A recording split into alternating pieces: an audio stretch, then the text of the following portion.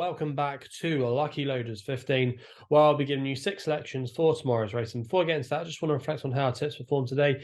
In the end, it was a frustrating day. My Nat Morisoff cocktail could never really get into the race at Sedgefield. He made a couple of sloppy jumping errors, and he never really looked like he was going to win. I know he was tracking the leader, but I just thought that the winner always looked like he was going really well, and in the end, absolutely hosed up. So that was a little bit frustrating there. The other tip we put up was the Cobb at Huntingdon. Unfortunately, he suffered a fatal injury. He didn't really look in the mood to be racing from the get-go. He let the leaders get off from him and gave him a few lengths at the start. He then made it back into the race a little bit. He put in a few good jumps, but the last couple of jumps, his jumping seemed to be going to pot. And yeah, he had a really nasty fall, and unfortunately, he was put down. So yeah, that's the way it goes, unfortunately, in this game sometimes. But hopefully, we can bounce back and have a better day tomorrow. It's not been a great start to the month so far. We've not been doing that well, but hopefully, we can have a good day, like I say. And I fancy quite a few tomorrow, I have to say.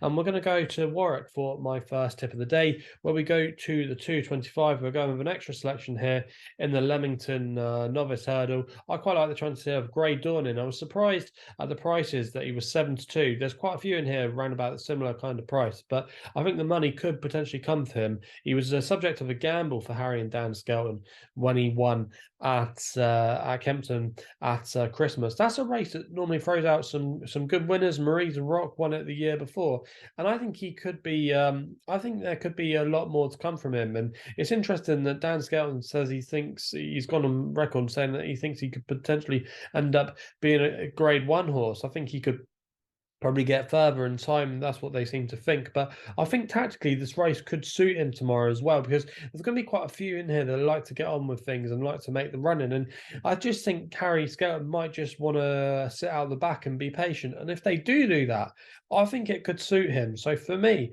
I do think Grey Dawning in here is better than his current price of 72. I think he probably should be favourite for this race. I think his form is arguably better than some of the others in here. His form behind Lallygag as well doesn't read too bad. I think there's a lot to like about him, and for me, I'm quite sweet on his chances tomorrow. So that's why he's going to be my first tip of the day. We then have a couple of selections in the Lanzarote hurdle. I don't normally put up 2 selections in the race, but I fancied a couple in here. And the first one of them is going to be another extra tip. It's going to be Dubrovnik Harry for Brian Carver and Harry Fry. Currently was available at the time recording at 7-1 with SkyBet, who are offering 7 places on this race. So I'm going to recommend a 0.5 each way here. I think this horse is potentially quite interesting, especially with the ground likely to be riding on the testing side tomorrow. He's quite lightly raced on testing ground, but when he has raced on it, all his best form has seemed to come from there. So I do think that's definitely a really interesting angle tomorrow with him. I think he's potentially well handicapped off a mark of 128. He showed some form over hurdles, like I said, last season, but then he went chasing and it just didn't seem to go right for him on his first start. I think coming back hurdling is a good move. Harry Fry's team are in pretty good form as well, and I think he does have a good chance tomorrow in this race, and I think he could arguably be vying for favouritism come post time. I think he's got a really good chance. I'm going to put my Longshot in here as well, but just a horse, I couldn't let him go off that price. I just think coming back hurdling could be a good move for him. That's a horse that Nicky Henderson's called Pentland Hills. A lot of people going, why are you putting up Pentland Hills for? He's gone at the game. But I just think over hurdles in a race of this nature, it wouldn't at all surprise me if we saw a much better effort from him. He's currently 28-1, 7 places. Obviously, he's probably one of the more classier acts in the field on his A game. He won the Triumph a couple of years ago.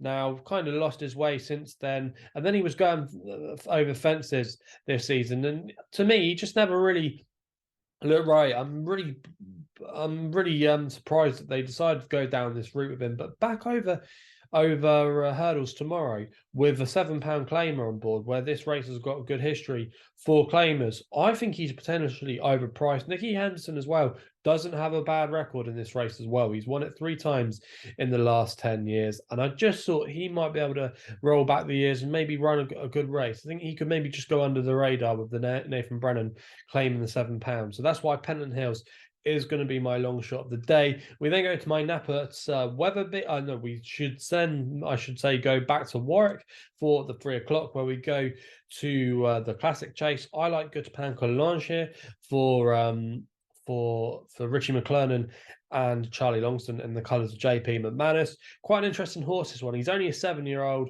and he seems to have been improving with every single run. He arrives here off the back of a win at this course last time out. Obviously, this is a step up in trip, a little bit more of a stamina test, but he should relish it. He's actually from the family of Neptune Collonges, who was a Grand National winner a few years ago now for Paul Nicholls, and he just looks like a work in progress. And to me, off a mark of 126, he could potentially have a lot more in hand. And I think he's a horse that's improving and going places. Testing ground shouldn't be an issue as well. He won on heavy ground at Wetherby last season. I just think he's an exciting horse going places. The yard are going okay as well, so not too many concerns about the yard form. Course experience, testing ground okay, a nice low racing weight. He could potentially have a bit more in his locker, and I reckon this has probably been the plan ever since he won back at Warwick in November. So he is going to be my tip there. We then go to Wetherby, like I should have said earlier, for my nap in the 307 with a horse called No Rematch for Robbie Dunn and Sam Drinkwater, currently available at 13-2.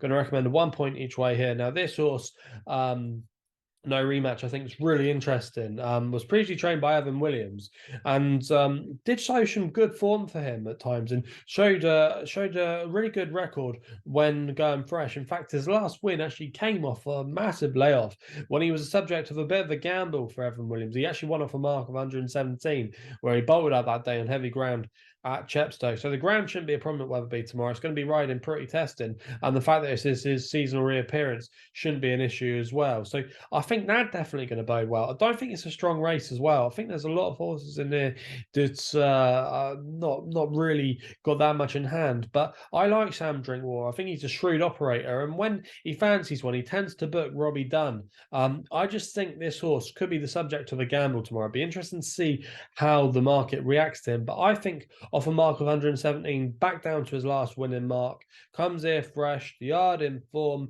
ground shouldn't be a problem. If he can be ridden prominently, I think he's got a good chance. And for me, he is going to be my nap and best bet of the day. We then go back to Warwick for my next best in the 335, the Batomps qualifier. I like the Bomber Liston here, currently available at 4-1 for Paul O'Brien and Nicky Henderson. This horse is one of the more unexposed types in the field.